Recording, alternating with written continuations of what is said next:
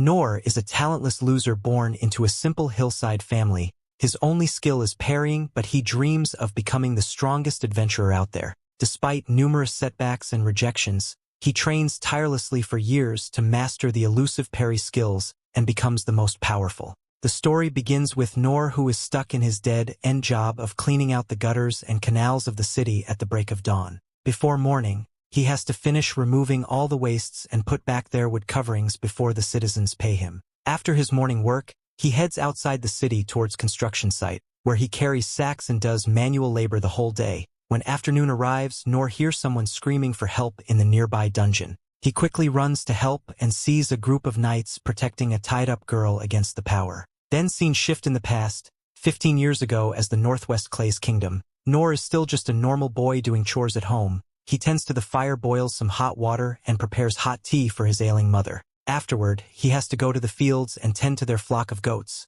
He promises his mom he won't go beyond the rocks that borders their land, and also promises to bring home a wild rabbit for dinner. Before he leaves, his mother wipes away the sodden Noor's face and apologizes for being a burden for him. All she wants is for Noor to live the life he wants. Later that night, Noor prepares their rabbit soup for dinner, but when he brings a bowl for his mother has already passed away. He buries his mom next to his dad, and Noor's life living alone begins. He does his best tending to their gardens, hunting wild game in the forest, and taking care of their goats and chickens. Likewise, he keeps their house clean and even tries to read the boring books left in the house. He also collects firewood, catches fish in the nearby river, and herds the goats around the grassy hill, and he was all alone in his house with no one to eat his meals with. One night, Noor is exploring the shelves of their house when he accidentally simplified after finding a book. Upon opening the book, he was amazed to see that it was the story his father used to read to him when he was still alive. His father used to tell him stories of an adventurer who slayed a gigantic dragon with his friends, learned spells and magic from an old sorcerer, removed a curse put on a dark forest, and even obtained the medicine that cures everything from the king of the dead. Even against anything and how dark their situation is, the adventurer never gives up and fights evil for the sake of his friends. Noor was so happy listening to his father's words, and now he also remembers his mother's wish of him living the life he wants. The next day, he leaves out a lot of food for their animals, and Noor visits the grave of his parents. He offers them flowers and tells them that for the first time in his life he will be leaving town and he will become an adventurer, just like the ones in his father's stories. He heads down the hill they call home, and Noor stares at the stones marking the end of their land. He hardens his resolve and walks past the barrier protecting their home. When night falls, Noor is scared of all the noises coming out of the forest. Nevertheless, he perseveres, and a few days later, he finally reaches a city. After asking directions from the soldiers guarding the gate, Noor steps into his first foray into civilization. His eyes widen to see so many people around doing various things. He walks past vendors selling fruits and even sees an adventurer passing by. His eyes are filled with wonder and happiness as he heads to his destination, the Adventurers Guild. Unfortunately, the man behind the counter takes one look at Noor and shoos him away. The guild is not a place for kids. Noor insists that the guards already told him he can be an adventurer if he just applied here, but the man just points out that he will worry his parents. Noor explains that his parents are both dead, which finally catches the attention of the man. The man then asks for his name and tells him to go to the training school for different classes first. He explains to Noor that people hoping to register with the Royal Capital's Adventurer Guild has to go to lessons at the Royal Training School. There, they will get training based on their job class. If no one really wants to be an adventurer, he first needs to acquire some skills. This may be in the art of the sword or in the school of magic. Noor smiles at the explanation and he's filled with determination. Thus, Noor heads to the Academy for Swordsmanship. Just like in the stories, he will become the swordsman who can defeat a dragon with just the single swing of his blade. Training was intense in the academy, with hopeful adventurers doing their best beside Noor, and Noor is also doing his best to practicing swinging his sword. One student manages to make his training sword blaze with fire, which catches the attention of their teacher. The student celebrates that he awakened his powers, while Noor just goes back to training with renewed single-mindedness. A few months pass and Noor is still swinging his training sword around. However, the instructor tells him that he has done enough. Unfortunately, it looks like he doesn't have the talent to the sword. Noor insists that he just needs a little more time, but the instructor has made his decision. Any more training would just be a waste of Noor's time. The only thing he managed to master was parrying to evade an attack. Thus, he advises Noor to choose another path besides the sword. After all, there are other training schools too. Thus, Noor heads over the training school for warriors and tanks. He now wants to become the shield that protects his fellow adventurers.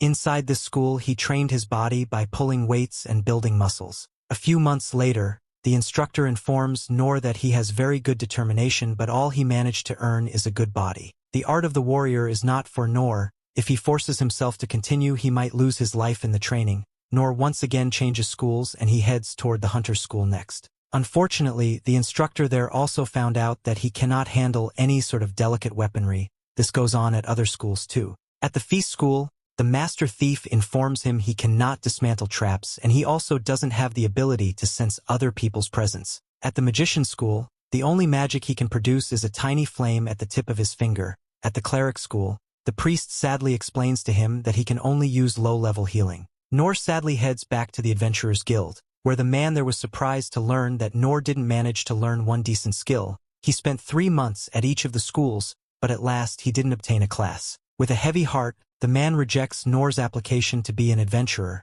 Noor leaves the city with his eyes downcast, and he is not a prodigy meant to become an adventurer. Noor goes back to his house and heads to his mom and dad's grave, apologizing to both of them for failing them. He admits that he does not possess any talents, but still he refuses to give up and decides to train even harder from now on. By carving wood, he creates a wooden sword for himself, and just as his swordsmanship instructors advise, he decides to practice the one skill that he has repeatedly hoping that it will enable him to master a new skill. Having neither sandbags nor training dummies, this unfortunate kid begins to practice his parrying skill with ropes and sticks. He trains mornings after nights for 1 year consistently and masters is to the point that he becomes able to parry 10 swords in one breath. Even though it has been a year, Noor still hasn't unlocked any new skills, but bro still has high hopes because he is getting better at parrying and continuously trains this single skill for the next 3 years as well. He has grown much bigger after this time jump, and his training dummies have changed as well. They have taken on the shape of much larger swords now and look more organized. Noor can even shake 100 swords in one breath now, but what still hasn't changed is bro's poor skill set.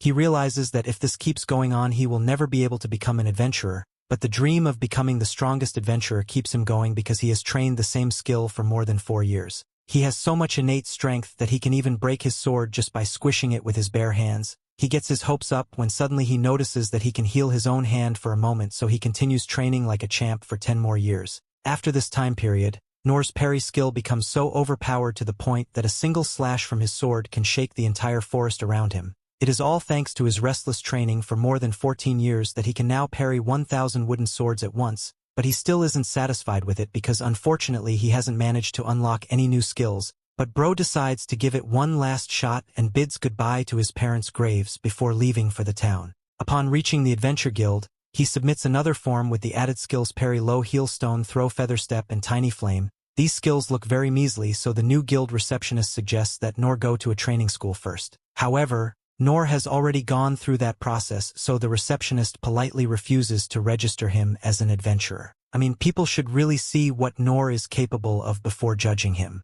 The guild master comes there and fails to recognize Noor at first sight, but upon closer inspection he realizes that this bulky, tall man is the same frail kid from 14 years ago. Noor criminally undermines how strong his parry skill is, and tells the guild master that after 14 years of restless training, he has only been able to improve his parrying skill a little. Really, Noor, a little? Anyway, the guild master expresses how much he wants Noor to achieve his dream. But because Noor doesn't have at least 2 useful skills which are the prerequisites for becoming an E-ranked adventurer, he can't do anything. However, the guild master remembers a way to register Noor as an adventurer by assigning him the extinct F rank, the lowest of the lowest ranks that perhaps nobody else in this world has. The guild master tells Noor not to get too excited because F-ranked adventurers have many restrictions and conditions on taking jobs. For example, an F-rank adventurer is forbidden from taking any adventurer quests that involve finalizing anything or going out of the city to gather items. The only thing that is allowed are miscellaneous tasks inside the city. Basically, if Noor becomes an F-ranked adventurer, he will be an unofficial laborer. Still, he is okay with that, and so he gets his adventure license from the guild master. Being overjoyed by this achievement, Noor heads out of the Adventurers Guild and immediately starts taking quests in the town. Using his physical enhancement skill, he becomes able to lift way more than the average person and delivers heavy items with ease. Using his feather step skill, he captures a lost cat without revealing his presence and delivers it back to the commissioner. The cat puts scratches on his face, so he uses his low heal skill and immediately heals up his wounds. In the evening, he continues to train his parry skill even more, and at night, he cooks delicious meals using his low flame skill for the elderly in need. With these measly skills, he has become useful to the people of this town, and that itself is enough to fill his heart with contentment. The next day he does cleaning work, laboring work, and even helps with construction, and after completing his commission for the day, that is when he hears the screams of a girl begging for help from the faraway cave. Noor rushes to the cave to help the person in need and becomes shocked to see that a huge minotaur with an axe is trying to attack an innocent-looking girl. There are many knights who are trying to protect the girl, but they stand no chance against this terrifying monster. Seeing that all of these knights are dying in vain, Noor steps up with a sword and uses his only skill, Parry, to counter the monster's deadly attacks. Although he has distracted monster for long enough for the girl to escape, the dumb girl is too terrified to move. Eventually, the monster targets her again, but Noor jumps in front of her and parries another attack, which ends up destroying his sword. As the monster puts all his strength into his next attack, Noor parries once again with all his might, which causes the monster's axe to ricochet and hit its own neck, decapitating it completely. With the monster dead, the girl gets free of her constraints and thanks Noor for saving her life. She asks for his name, but because he doesn't think of himself as anyone important, he doesn't tell her anything and walks away from the limelight. Upon returning to the city, Noor starts calling himself a weakling for barely surviving against a wild cow. Bro didn't even realize that the cow he defeated just now was a powerful demon minotaur. He truly is the most clueless person in anime history. After the brutal battle with the minotaur, the others are now trying to clean up everything. They start removing the large battle axe embedded in the building and clean up the minotaur's body. Nearby, the bodies of the fallen are laid out and the white-haired girl, Lin, is paying her respects. A guard knight of hers, Ines, comes running over and apologizes to Lin for not accompanying her. However, Lin insists that Ines had done nothing wrong. It was her who insisted on traveling alone for the right of succession. Another knight, Dalken, approaches them and informs them that they should return to the castle post-haste. After all, their lord would want to hear the details of the event. At the castle, Dalken reports to Lord Rain of everything that happened. A minotaur from the abyss, the dungeon's innermost depths, had been summoned. They guessed that this is an assassination attempt on Lin since they found a ring on a corpse nearby. They had the ring examined by the spell Sovereign Oaken and found a mana stone highly pure that wouldn't be found on the market. Oaken then traced the spell pattern remaining on the mana stone and concluded that it originated from the magic empire of Deridas. However, this is no ordinary assassination attempt. They also restrained the princess and didn't even hide the evidence. This must mean that Deridas wanted to start a war. Lord Rain guesses that they must be after the Dungeon of the Lost and the treasures inside it. As for Lin's savior, they have nothing on him. He just slew the Minotaur with a simple sword and then vanished like a phantom. Even their spy group, the Shadow Company, failed to follow him. Lord Rain wondered who this hero could be. Meanwhile, at the guild master was happily surprised upon seeing Noor. Noor wonders why, so the guild master explains how a monster had shown up in the dungeon entrance and caused a lot of chaos since Noor worked at the nearby construction site. The guild master became worried when Noor didn't show up after work. Noor admits that he actually just went home yesterday, since some suspicious people were trying to tailing him yesterday. As for his current disheveled appearance, he just also returned from cleaning the gutters. The guild master was just glad that Noor didn't run into the monster. They heard that even A-class adventurers would probably die against it. Noor was amazed to learn that such strong monsters exist in this world. He had no idea that they were actually talking about the Minotaur, since Noor still thinks he just fought a random giant cow yesterday. Their conversation then led to the mystery man who killed the monster in one blow and mysteriously disappeared. Again, Noor was amazed to learn that there are super strong people out there. Noor really needs to add some status points to knowledge, not just parrying for now. Noor receives his payment for cleaning the gutter. They were then interrupted when a cloaked figure suddenly appeared. It was the white-haired girl that Noor had saved yesterday, Princess Lin, and of course Noor has no idea who she is. Lin apologizes for using a tracking spell on Noor, which made Noor think she is from the Thief Academy. However, Lin corrects him and says she is from the Magician branch, but she also studies the other schools. Noor was amazed at her. While the other people at the guild started to recognize Lin, Lin notices this and asks if she can speak to Noor in private outside. Before they can leave, the guild master grabs Noor and asks him what he did.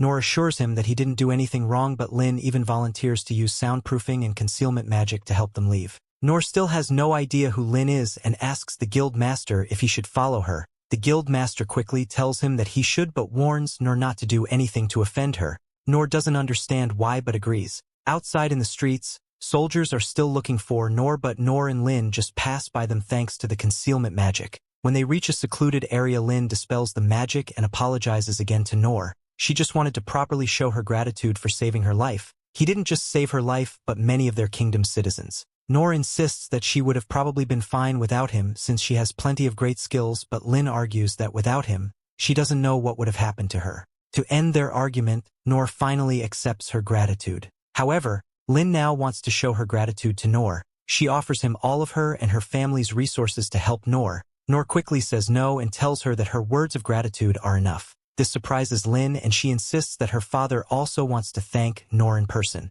However, Noor still declines whatever Lin offered, may it be land or a solution to any of Noor's problems. Noor just turns everything down. Noor is so good at parrying that he even parries everything she offers. Tears soon welled up in Lin's eyes, which confused Noor. Lin then proclaims that she won't budge from where she's standing until Noor allows her to properly repay him. This time her words actually reverberated in Noor's heart, since Noor had used those exact same words when he was applying for the adventurers' training schools. Left with no choice, Noor lets out a sigh of surrender and finally agrees to meet Lin's father. This finally makes Lin happy, but Noor also insists that he won't accept any over-the-top reward. Lin puts back the concealment spell on top of them, and she leads Noor to their house. Noor was amazed at the grandiosity of the house, but Lin just assured him past the guards. While walking inside, Lin asks Noor for his name. Noor introduces himself and asks for Lin's name in return. Lin realizes that she still hasn't actually introduced herself, so she stops and formally gives out her name, Lindbergh Clays, or Lin for short. While walking through the gigantic hallway, Noor wonders how this pretty little girl owns such a huge house. He keeps looking around and comes to the conclusion that Lin is a wealthy noble, which explains why the guild master earlier advised him to be polite around her. The royal knight Ines comes walking there, so Lin excitedly runs to her,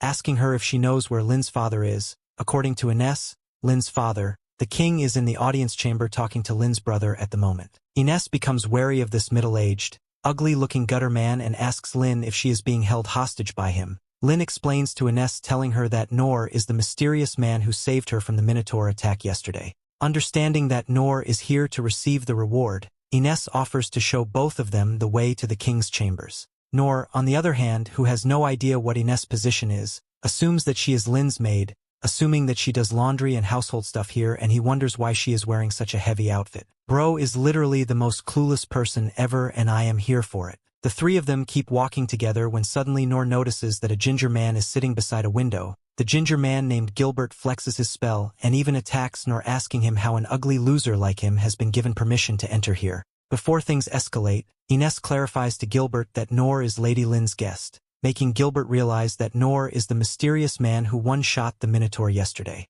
Ines whispers to Gilbert, telling him to join them, as well as that she is wary of Noor and what he might do if he is alone with their precious princess, so Gilbert joins the escort gang as well and heads together with them.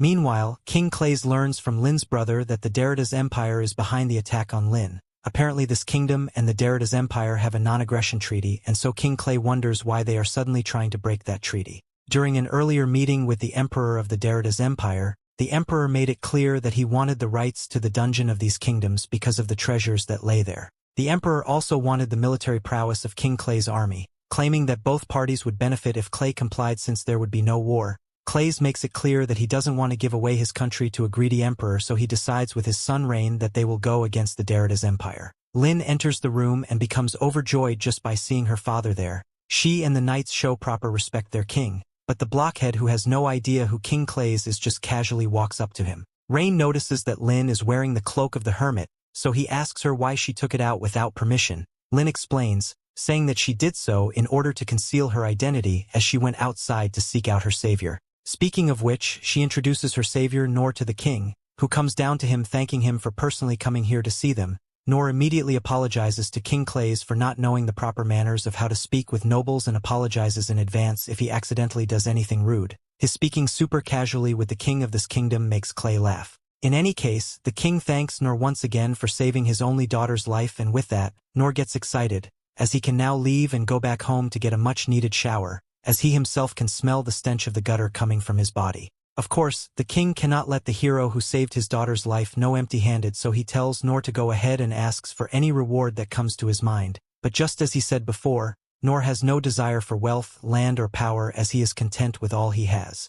Still, the king persists, and so he allures Noor, telling him that this kingdom is home to the world's oldest dungeon and generously offers him half of the treasures of the dungeon, but Noor once again rejects him, stating that he genuinely doesn't need any grand rewards and promises Clays that his words of gratitude are enough of a reward. Still, the king doesn't want Noor to leave empty-handed, so he interests him with his own personal dark long sword. It's nothing more than a decoration now because Clays has retired from battling in the front lines. But still, Clays believes that it is the very best this kingdom has to offer. Noor grabs the sword and immediately feels the pressure coming from it. His interests are piqued by the beauty of this sword, and since he just heard from Clay that this sword is nothing more than a decoration, he thinks that it may not hold any importance, so he agrees to take it and also decides to give it a try. He first uses his physical enhancement skill to make it easy for him to hold the sword, and then he uses his parry skill, which creates a heavy shockwave, giving everyone present there an idea of how powerful Noor is. The king is quite surprised and impressed to see that Noor can wield such a heavy sword using only one hand, and so he requests that Noor train Lin so that she can become worthy of defending herself.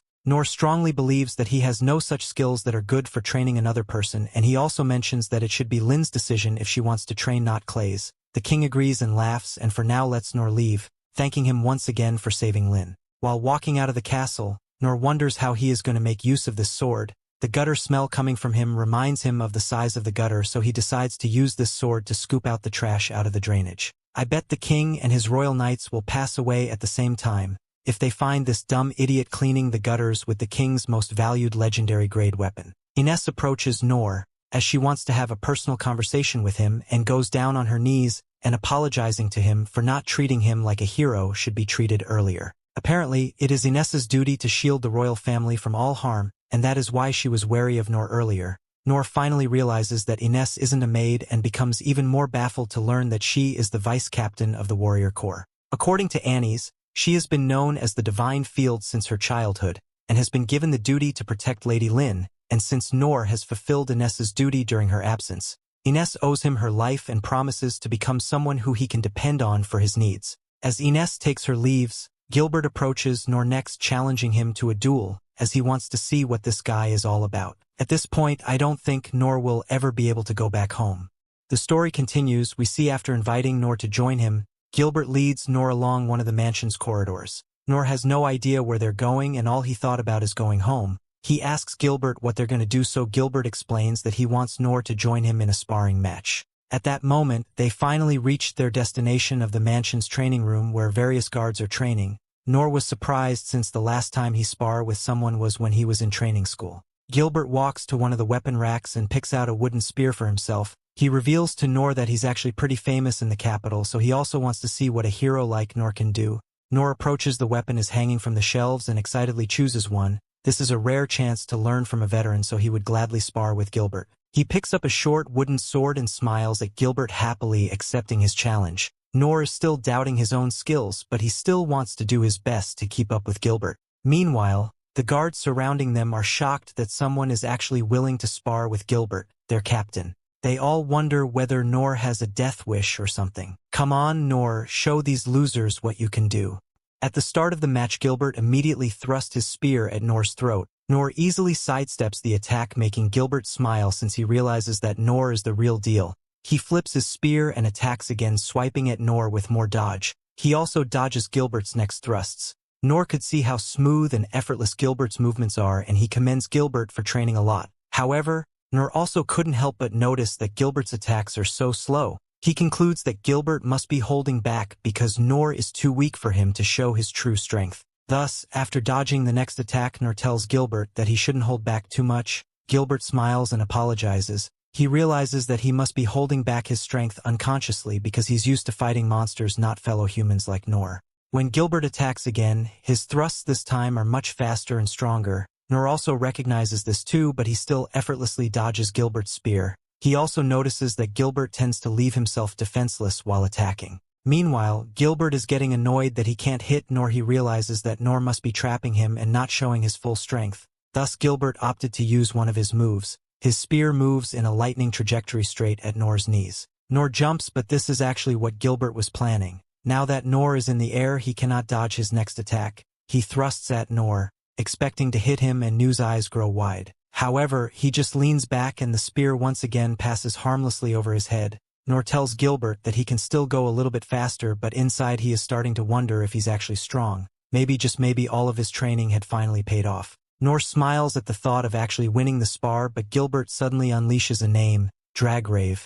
His spear this time is so fast and strong that it creates a crack through the floor as it shoots right at Noor's throat. At the moment of impact, The wind pressure created a whirlwind of smoke and debris, but when it dissipated, Gilbert is shocked to see that Noor wasn't at the end of his spear anymore. Instead, Noor is now standing behind him. Noor hurriedly raises his hand and admits defeat before hurriedly leaving. Back in the training room, the guards are talking about the fight. They praise their captain as a genius for defeating Noor with the sheer wind pressure of his training spear. But as for Gilbert, he had a different conclusion. Ever since he was young, Gilbert knew that he was good with the spear. He always won tournaments in his village. He was so bored of winning all the time until his village elder advised him to fight the strong people in the capital. At the capital, Gilbert spent his time fighting with monsters and defeating any recruits he found, but everyone was so weak that he was bored from the bottom of his heart. One afternoon, his master, the divine sword, notices his downcast face and asks him why he doesn't try fighting Ines.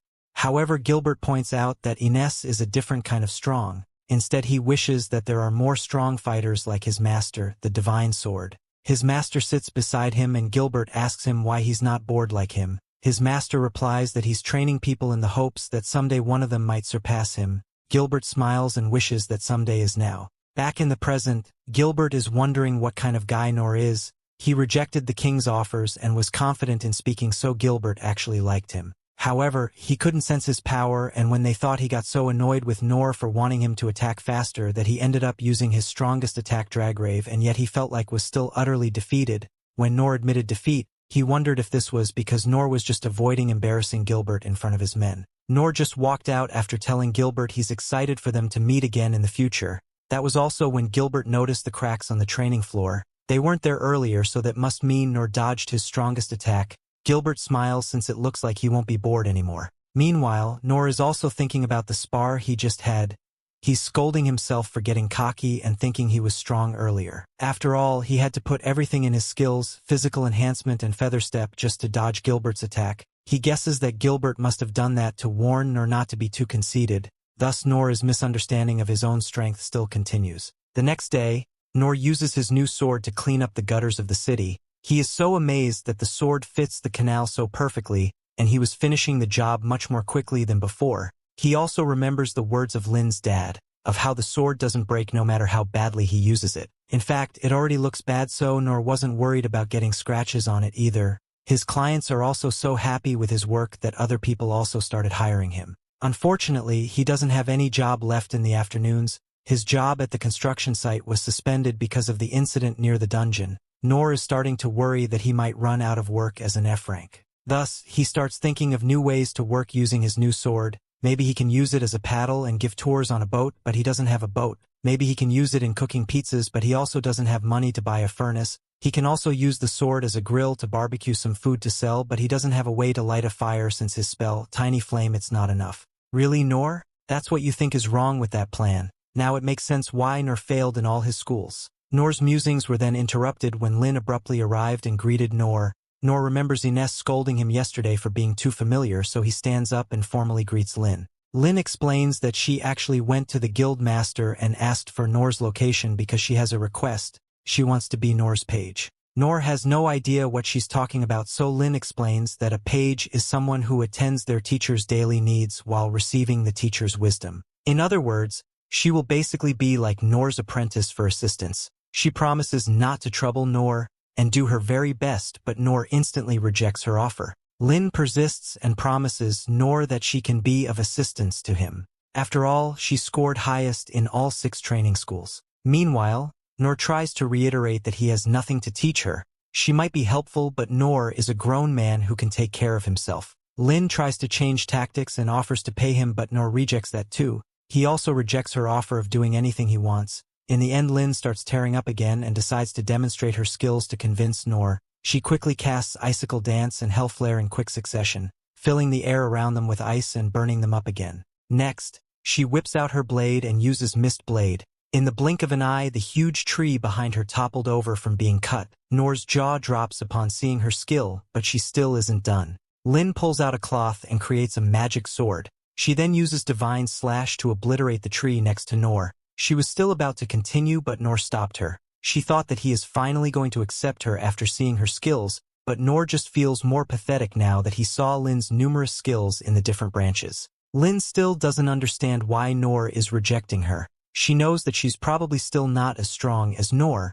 but all 6 sovereigns had acknowledged her skill. To make her understand, Noor decides to showcase his own skills. He starts by showing Lin his magic tiny flame. Lin was speechless at what she saw. Well, Noor finally parry away Lin's apprenticeship. A few hours later, a downcast Lin is walking home. Lin is remembering the story told by her teachers from the training schools. The story was about a talentless 12-year-old boy who finished all 6 training schools. Lin brought the story was just a fairy tale, since how can a boy survive all those hellish training without any talent when even hardened fighters give up after 3 days? She thought the story was fake, but now she knows it must be true when she meant Noor. In the past, instructor Oken, the sovereign of the magic school, showed her how through training, even a bottom-tier spell like Tiny Flame can grow bigger. Of course it would be impractical even Oken. A 200-year-old man and the world's strongest magician can only change the size of the flame a little bit. Lin tried to improve her own tiny flame too after that, but her flame never changed size. That was when she realized that it would need an incredibly long period of dedication to make something like that happen. That was also why earlier when Noor showed his tiny flame, she couldn't say anything. Noor's tiny flame was several times bigger than Oken's, the world's strongest magician. His tiny flame is almost the size of his head, while Oken's are just the size of a fingernail. Noor, who has no idea that his flame is actually big, then explains to Lin that his skills on the other branches are about the same as his tiny flame. Noor thought he meant that all his skills were bottom tier, but Lin understood it as him telling her that his skills are unparalleled in all 6 branches. Thus, Lin understood why she was rejected. She only showed him some of her skills, while Noor is so awesome that he can even deflect a minotaur's attack with an ordinary sword. Noor doesn't even boast of his strengths but just helps the people around the city. Noor is strong not just physically but morally too. In the near future she will be in a position to lead this kingdom alongside her brother and father, and the rule of the Clay's family is that those with royal blood must be strong. This means that she also needs to be strong like Noor. With her mind decided, she finds Noor later that night. She smiles and tells him that he finally understands how immature she is. Therefore, she promises that she will follow Noor's teachings until he suddenly deems her worthy of becoming his page. Meanwhile, Noor has no idea what just happened. The story continues. We see at the Lin's place, her older brother, Rain, is thinking over his father's actions. He has no idea why their father would give Noor a newcomer with unknown lineage his famous Black Blade. Black Blade is a prime dungeon relic that their father obtained from his adventuring days after delving into the deepest part of the Dungeon of the Lost. They tried to determine what it was made of, but all they learned is that it is harder than any metal known to man. Countless craftsmen and blacksmiths tried to study it, but they couldn't even scratch on it. That is when it was given the nickname the Unbreakable Blade. However, the sword also looks like it's already bent and beaten up, so what could have done that to it? Rain gazes out at their kingdom and realizes that he should just trust his father. Their father must be counting on Noor to play a pivotal part in the future of their country. Meanwhile, Noor himself is at the marketplace with Lin. Noor is still apprehensive with the noble like Lin being with him, but Lin insists that she's just acting as an adventurer right now. She also calls him Instructor Noor, which worries Noor because he still doesn't feel like he should be a teacher, but no matter what he does, Lin keeps following him. Therefore, he just decided to go get jobs in the guild and show Lin how simple and dull his everyday life really is. At the guild master is surprised and curious as to why Lin is still with Noor. However, before he can say anything else, Lin demands that she should be treated just like an adventurer. The guild master determines that he should just mind his own business, while Noor asks him for a 2-man quest since Lin is a silver B rank adventurer. The guild master informs them that they can actually accept the goblin hunting job outside the capital. Noor immediately gets excited because goblins are typical monsters that adventurers fight to test out their skills. This means that he can finally get real combat experience. Bro seemed to have forgotten he fought a minotaur already. Noor smiles since he might be able to go out of the capital and go on a real quest just like a real adventurer. However, he also feels guilty since the only reason they are qualified for the job is due to Lin's high rank. After all, he himself was just insisting earlier that Lin should go home. Lin is staring at Noor and waiting for his decision, but Noor misunderstood this as him judging her. Noor asks her if it's really okay if they form a party, and Lin happily replies that she's happy to help her instructor. Thus, Noor decides to just accept her offer. He still feels like he's using Lin, but he still wants his childhood dreams of becoming an adventurer to come true. Noor picks up his black blade and walks confidently out of the door, leaving both Lin and the guild master confused. The guild master calls out to him and points out that he still hasn't given them the details of the quests. The few minutes later, the guild master stamps his approval on their quest forms and warns Noor to be mindful of his limits. He then pulls out a map and points out the location where they can find the goblin. It is inside the forests of beasts, and they would have to bring back the goblins right here as proof that they successfully completed the quests. If they cannot find the goblin, they can just pick up some medicinal herbs so their travel wouldn't go to waste. Thus, Noor's first adventure is now starting. He and Lin give their papers to the city guard, which opens up the gate for them with a few hours of walking later, and they are already at the forest of beasts.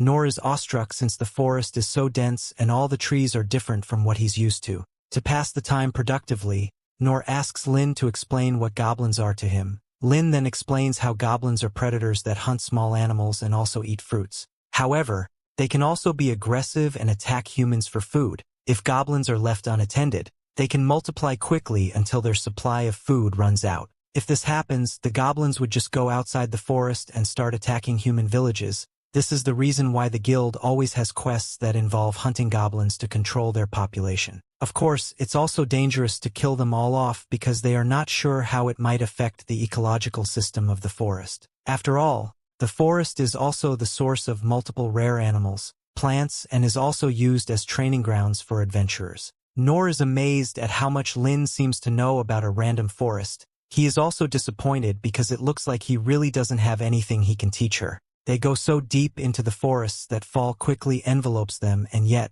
they still cannot find a single goblin. Lin uses her tracking magic, but it also fails to locate any. They conclude that other adventurers must have reduced the goblin numbers successfully. However, Lin's magic did also manage to find another monster-like being, so it's not like all is lost. It was deeper inside the forest, but since they still have nothing to show for their journey, they decide to delve deeper. The foliage is getting thicker and thicker as they venture farther into the trees. Lin is then surprised when the monster signaled she was receiving abruptly disappeared. She updates Noor, and Noor wonders if it was killed by a disease or old age. When they finally reached the supposed location of the monster, there really is nothing there. However, Noor suddenly senses something from beyond the trees, and they look up and see the lower half of a bloody monster floating in the air. Lin immediately jumps into action and fires off a revealing spell in front of them. Her magic hits something and the illusion breaks. What was just empty air earlier, it's now revealed to have a gigantic and muscular goblin standing before them. It has a red gem on its forehead and is more than double the height of Noor. They encounter a freaking goblin emperor, which is a catastrophe-class threat, but Noor, being the epitome of dumb and dumber, assumes that this monster being is the measly goblin that he has heard about his entire life. I mean, of course he would give the wrong idea. The entire description of a goblin completely checks out. It has green skin, walks on two legs, and uses tools as their weapons. Can we really blame Noor here for being an idiot? Whatever, the Goblin Emperor releases huge roar, which generates a huge shockwave that almost sends both Noor and Lin flying away. Lin justifiably becomes terrified of this monster and completely immobilized by the very sight of this abomination. Noor assumes that the only reason is so terrified, even though she is much more talented than he is because he is very inexperienced in real combat, so he encourages her, telling her not to be afraid as it is just a goblin, the weakest of the weakest monsters that the real adventurers deal with every single day. With Noor's motivation, Lin musters up enough courage in her to fight alongside her instructor. According to Lin, Goblin Emperor are artificially created through forbidden research, and these beings are so rotten to the core that they devour their own kind without the slightest hesitation. So, seeing that Noor is super confident against such a monster, Lin also gets the wrong idea and assumes that her great-great instructor chose this mission, predicting that the Goblin Emperor would come here, and with Noor being by her side, Lin shows no fear anymore and steps back like a true hero to let her sensei handle things with the Goblin Emperor. The Goblin Emperor charges straight at Noor with a giant vine, and Noor elegantly parries its attack, cutting his weapon into half. The monster continues to hammer his weapon against Noor with the goal of cornering him so that he cannot make any more moves, but Noor parries his way out of the monster's attacks, opening up an opportunity for Lin to land a wind magic spell on the monster. The monster skillfully dodges Lin's wind cutter's attacks and starts moving towards her, as closing in the distance against the mage is the best option for close combat fighter. Lin uses her ice magic next, but yet again failed to land a single hit. The monster closes in enough to launch his weapon straight towards Lin, but Noor intervened just in time and parries the weapons away. The Goblin Emperor picks up more wooden logs, but Noor parries everything. Lin figures out that the crimson gem on the Goblin Emperor's forehead is its weakness. She quickly uses her ultimate attack's wind blast to immobilize the monster for a moment.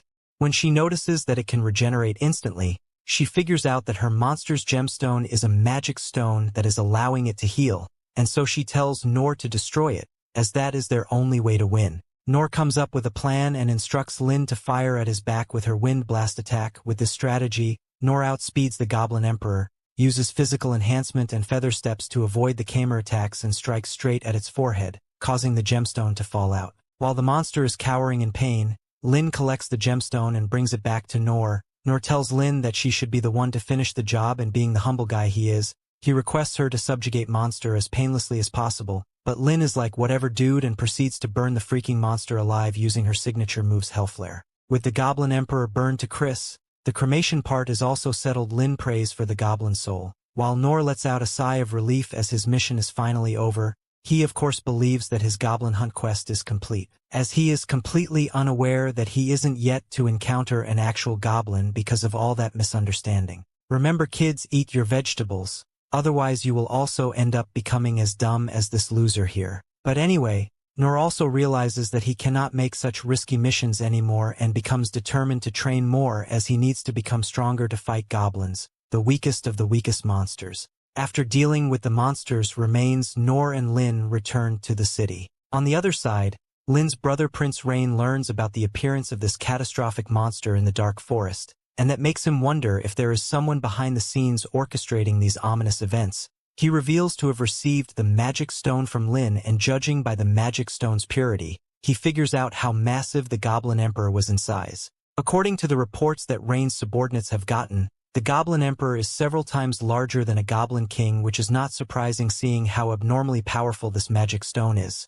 Rain can only think of one party behind this monster's appearance, and immediately accuses the Magic Empire Derridas of scheming this evil plan to lay waste to this kingdom. But what Rain cannot believe is the fact that Lin and Noor were able to defeat the monster all by themselves, learning that the monster was hiding inside the forest using an advanced concealment spell. Rain assumes that the monster was hiding in that place for several days. Apparently even the Shadow Company, the best mages of the kingdom, were unable to detect that concealment spell, and that makes Rain wonder how this monster even ended up there. If it was transported or summoned there, their sensory network would have caught it. Failing to come up with any probable conclusion, Rain asks his subordinates for a detailed report about the similar incidents occurring in the forest, and then tells them to continue their investigation. Meanwhile, Noor informs the guild master about their battles, and hearing everything, the guild master becomes proud, as he had never expected that this talentless loser would achieve such a feat, nor being humble as ever, gives all the credit to Lin, giving the guild master the wrong idea that Noor was just standing there in the sidelines watching Lin fight the monster.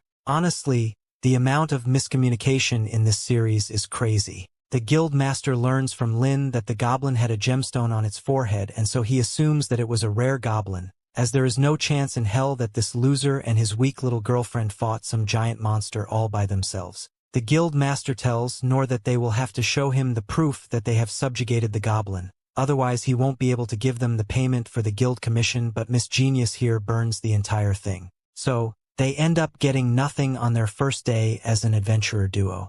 The story continues. We see Lin's brother and heir to the throne, Lord Rain, studies the new reports brought to him by his spies, his brows furrowed in frustration at all the strange events occurring in their country. There are reports of strange noises at night, missing pets, a grandfather missing, whole forests going suddenly silent, and livestock cowering in fear. Rain has no idea what is happening to their land. He then remembers the recent incident with Lin at the Forest of Beasts, and he realizes that invisible enemies must have infiltrated their territory. He quickly orders his men to dispatch some guards who have the skills uncover and detect concealment. He also sends out a call for the 6 sovereigns for an emergency meeting. His men quickly rush out to fulfill his orders, leaving Rain in the room angry at himself for not noticing earlier the signs of invasion. His anger at the Magic Empire grows, and he wonders why would the Magic Empire want Dungeon of the Lost so much that they are willing to raze other countries to the ground. Meanwhile, in the city markets, Lin is happily sharing a meal with Noor. Despite how they accidentally burned the goblin's ear from their last hunt, the guild master still took pity on them and gave them their reward. Their food ultimately tastes better since they know that it came from their own hard work. Noor stares at Lin's and he wonders how long she's planning to follow him around. Why can't Noor just enjoy eating dinner with a beautiful girl by his side? Thankfully, his silent question seems to have been answered as Lin turns toward Noor and informs him that it's time for her to go back home for the night. She was about to leave when Lord Rain suddenly appeared. Rain greets Noor and apologizes for interrupting their meal. However, he was hoping to give Noor quest. Rain asks Noor if he and Lin can visit a town in the mountains tomorrow morning. He even offers to provide the arrangements for their carriage and guards. Rain stresses that he cannot explain everything fully, but they do need Noor's help. After his meeting with Noor, Rain submitted a formal quest to the guild. Therefore, when morning came the next day, Noor found himself in a carriage traveling through the countryside. It was actually an easy job and Noor can just relax in the carriage. But in reality, the real reason he accepted the job is that Noor wanted to try riding a carriage even once in his life. Dude is really just here for the sweet ride. They pass through small towns, meadows and farms. All the while Noor happily gazes out of the window and absorbs the pretty scenery. He had never left the capital before, so he is taking this chance to see everything. Noor then notices that Lin looks sad in front of him, so he tries to spark up a conversation. Lin apologizes to Noor for getting him entangled in all of their family problems, but Noor assures her that it's okay. After all, he is getting paid for this job. Yesterday, Rain explained to them that their destination is northwest of the capital in the mountain city of Tauros. All they have to do is wait there for a while, and if nothing interesting happens, they should explore the mountains until they reach the next country, the holy theocracy of Mitra. Noor was confused why they needed him to just tag along, and he didn't notice how serious and solemn Rain's attitude is. Lin hopes that nothing really happens during their trip, so Ines chimes in that she is also there to make sure of it. Secretly, she has another mission from Rain. Rain had explained to her that the capital is about to face a disaster, so he ordered Ines to escort Lin to Tauros. If their kingdom falls, Ines would have to guide Lin and flee their kingdom into their neighbor, the holy kingdom of Mitra, who will take them in. They didn't tell them the truth because if she knew, she would definitely insist on staying behind. Ines also doesn't want to leave, but she is the only one Rain can trust to take care of Lin. After a few hours of traveling, the group takes a momentary rest by the side of a river while Lin is busily petting the horses. Ines apologizes to Noor for dragging him into their troubles. She promises that she will also protect him too. Noor smiles and reassures her that he can take care of himself. If worst comes to worst, he can just run away. Ines hopes that this won't be necessary since she has her shield with her. This confuses Noor since he doesn't see a shield anywhere, so Ines decides to demonstrate it for him. Ines puts out her hand and summons her divine shield, a light green barrier of energy. Noor is amazed and starts poking at it while Ines expounds how the shield can block most weapons or spells. Noor gazes at Ines and recalls that she is supposed to be as strong as Gilbert. Since rumors say Gilbert can defeat a dragon, then Ines probably can too. Noor thinks that unlike him, who struggled with a single goblin, their strengths are otherworldly. Really, Noor? I think you need to take a reality pill. Noor compliments Ines for being talented, but this just makes Ines remember her childhood. She was growing up in an orphanage when she first discovered her mysterious power, and she was able to summon energy in her hand. A friend of hers curiously pokes at the energy, but her finger immediately bleeds and she screams in pain. Ines was traumatized, and a few hours later, adults called the Six Sovereigns had summoned her to their office. A kind priest reassures her that he already healed her friends and asks Ines show her power again. Mage Oaken observes her power and remarks that it's a very rare gift. Ines would be able to shape the energy into a blade that cuts anything or even a shield that defends against anything. In summary, her gift could easily topple nations. A mighty warrior then speaks up and promises to help her train her gift. The Holy Knight Dandalg taught Ines how to defend using her god shift and trained her enough at her young age that she became able to defend against the falling rock herself. Although Ines then had total control over her powers, she still was worried of the possibility that she might accidentally hurt someone. So, she began distancing herself from her friends and the people around her, and soon enough, she became a lone knight. Fast forward to when Ines met Noor at the castle. She first heard of his name when she was at the forest with her master and foster father, Dandalg, in the process of subjugating a monster. In a moment of hesitation, Ines dropped her guard and almost got herself killed, but Dandalg saved her life by intervening just in time. Apparently Dandalg had the weird habit of always mentioning this unfamiliar name called Noor, and back then when they suddenly received a report that a large horde of monsters were approaching them, Dandalg stated that things would have been a lot easier for them if Noor was with them. That of course confused Ines because she had never heard of Noor, but Dandalg never cared to explain and only told Ines to not pay attention to what he said. Ines didn't understand why her father wanted Noor to be there even though he had a gifted daughter like herself. She became envious of the man he didn't even know and knew that that very man was sitting right beside her. Her jealousy had reached its peak. That explains why all this time Ines has been rude towards Noor. Ines knows herself that her childish behavior is not suited for a knight whose sole duty is to shield the house clays, so she redirects her focus towards only keeping Lady Lin safe. On the other hand, Noor freely appreciates the beauty of nature from the carriage, when suddenly he notices that in the distance there is a strange trail inside the wheat fields. Ines notices the sudden change of expression of Noor, so she asks him if anything's wrong, and in response Noor tells her what he just noticed. Lin also looks outside and sees that strangely, some ominous aura is trampling the wheat fields and sucking the life out of the crops, so she tells Ines to stop their carriage and steps out immediately to deal with the hidden monster. As she uses her uncover spell on the surrounding area, a gigantic toad monster with wings reveals itself. Meanwhile, on the other side, King Clay learns from Rain that the attack on their kingdom has begun. Multiple monsters have started invading the royal capital from all sides, but the king's forces are struggling to deal with them, as they are lacking in numbers. Rain orders his subordinate to deploy the Swordsman Corps, so that they can help evacuate the citizens. He also tells him to deploy the Shadow Company and the Hunter Corps, so that they can help the knights eliminate the invaders. King Clay doesn't understand why the Derida's empire would go to such lengths just for the treasures of the Lost Dungeon. He asks Rain about the situation and learns that the 6 sovereigns are also helping the knights, but still, he doesn't think that would be enough. The scene shifts and we see 3 goblin empires are toying with the knights, trampling on them like they are nothing but ants. Dandalg arrives there with the goal to assist the remaining soldiers and commands them to protect the area with their lives. We get a glimpse of what the other members of the 6 sovereigns are doing as well. The swordsman has slays dozens of monsters all by himself in his governing area. The archer is commanding the archery squad to attack the enemy from the distance. The wizard is burning the monsters alive. The healer is healing the wounds of the injured soldiers, and lastly, the assassin is taking down the monsters from the shadows. Coming back to Noor's side, a young boy reveals to be escorting the toad monster, and when Lin breaks the barrier with her uncover skill, the monster goes out of control and attacks the boy first. Noor, being the embodiment of empathy, goes to save the kill and carry the monster. In the meantime, Ines realizes that the boy that Noor is trying to protect is of a demi-demon, since he was able to control that monster. According to what Lin has learned from her brother Rain, the demon folk almost went to extinction 200 years ago because of their monstrosity towards humankind, but some of them managed to hide themselves and are still plotting to take their revenge on the humans, so it is crystal clear that this boy here brought the toad dragon to destroy mankind. Ines doesn't think that Noor should help a demon and cause Noor a foolish person for not thinking straight. In any case, Ines thinks that Noor won't survive against this monster, but Noor here claims to be doing just fine and starts to wonder why this toad is so weak. The toad launches a magical attack on Noor, but instead of dodging it, Noor parries it to protect the boy behind him. This turns out to be a big mistake, as the attack spills toxins that poison Noor. The air around him also becomes intoxicated, forcing him to surrender.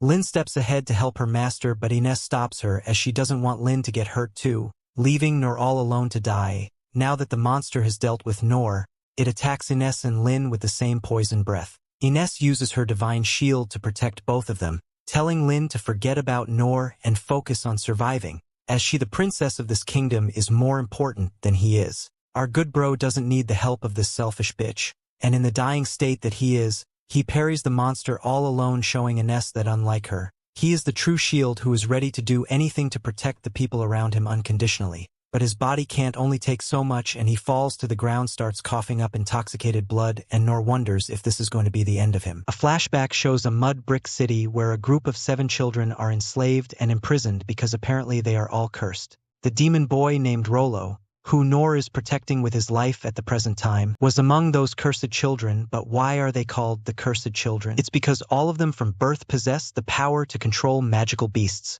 explaining why the demon boy Rollo is able to control the monster toad. All their lives, these 7 poor children are treated like trash by the authorities and are also fed trashed. According to Rollo, things weren't always like this. Originally, their cursed was known to be just another ability that was used to control the farm animals. But then one evil man started using that ability to control deadly monsters in war and committed many war crimes tainting the ability. As a result, all of the people who were born with the ability including Rollo faced mass hatred and were treated like lowlifes. One day, Rollo raises his voice against the guards for treating him like he is some sort of criminal, even though he hasn't committed any crimes in his life whatsoever.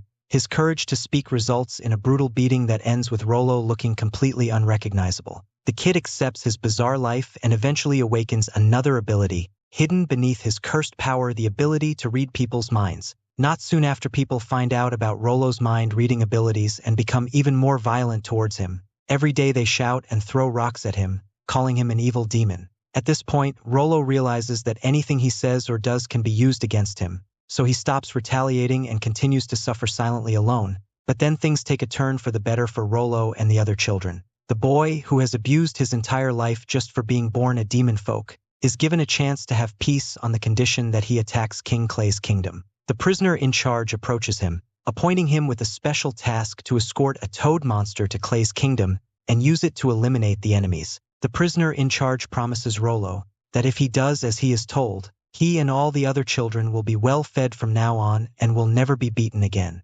Rollo isn't able to confirm whether the man is telling him the truth because the man is apparently wearing Magneto's helmet, so he takes the risk for the sake of his suffering brothers and sets on his way to the kingdom. When passing through the crop fields, Lin detects his presence, breaks the seal, and awakens the monster. Being released from Rollo's control, the monster attacks Rollo, and as he is headed away, the only thing that Rollo can think of is that he has failed in his task, and now friends will have to suffer again because of his own failure. So he gives up completely out of shame and accepts his fate then and there, with the only hope that in his next life God won't let him suffer the same tragic fate again. As the toad comes close to him and raises its arm to attack, Rollo closes his eyes, embracing his death. But then he hears the noise of a sword clanging and finds a human parrying continuously against the monster in order to save his life. Rollo doesn't understand why a human is trying to protect low-life demon like him. As the toad releases its tolls and gas into the atmosphere, Noor starts to bleed everywhere, but he doesn't put focus on himself and first make sure it's Rollo is alright to make sure that Rollo doesn't suffer. Noor uses the last bit of his powers and uses his low heal spell on the kid to make him immune from the toad's toxins. Being intoxicated, Noor continues to battle the toad with all his might until his body gives up on him and forces him to fall to the ground. He puts his hand on his mouth and finds blood in his mouth, so he apologizes for letting everyone down like that. In this perilous moment, Noor recalls the day when he was still a teenager living alone in the mountains after failing to learn anything in the royal capital. That day, he went out to go gather some fresh herbs and ingredients in the nearby mountains and returned with a lot of materials. He used some of the ingredients to dry out some to make pickles and the rest to make some soup. Unfortunately, he was not that much of a great cook, and some of the ingredients he picked were highly poisonous. I mean, who could blame him? The boy was and still is completely illiterate. Anyway, after ingesting the highly poisonous food, Noor coughed up blood everywhere and realized that his end was near. But he didn't give up and for the rest of the night, used low heal on himself and managing to survive in the end. The next morning he decided to read some books finally, and learned that the ingredient he used to make soup was highly poisonous and remembered that his belated mom also told him once to never eat that herb. Bro learned from his mistake, but did he actually learn from his mistake? On that very day, Noor limped to his training ground to practice skill and force low heal on themselves to the point that it stopped hurting. He got hungry and went out searching for food on that day and found the same poisonous herb that caused him so much trouble. As he lost himself in his thoughts while staring at that herb, a highly poisonous snake bit him on his butt. However, it was the snake that died at the spot and nothing happened to Noor. Bro unlocked poison resistance but had no idea about it whatsoever. Noor brought the dead snake back home and ate it. He found the snake meat so delicious that from that day on he started hunting snakes and deliberately allowed one to bite him to test his poison resistance, realizing that he had gained some poison tolerance. Noor's hope went all-time high as he started to believe that he would finally unlock a new skill. To unlock this new skill, Noor began eating poisonous things from then on, even if it resulted in him coughing up tons of blood. Although he didn't unlock any new skills, at least he has now become able to tolerate the toad's poison. Because the toad is extremely poisonous, Noor assumes that it tastes extremely delicious as well. With the desire to eat the toad, he gets up showing everyone that he is okay and begins parrying the monster's attack all this powerful. Rollo is left amazed by this mysterious human's power, and can't believe that a single person with no armor is able to take on a calamity-level monster all by himself. Noor continues to parry, forcing the toads to collect the air around him to launch an all-or-nothing death strike. Noor anticipates the attack, and so he parries his sword below Toad's mouth just before the release of its attack, causing it to explode and self-destruct. Well, there goes dinner launching in the sky. At least, the good thing is that both Noor and Rollo are now safe. Noor approaches Rollo and asks him if he came all the way here all by himself. Rollo gets the vague idea that this old man has Lowick, so he confesses to him that he was the one who had brought the toad monster along with him to take it to the royal capital. It seems that Noor having Lowick is an understatement, as he for some reason thinks that the boy was bringing the monster to the city to deliver its exquisite meat,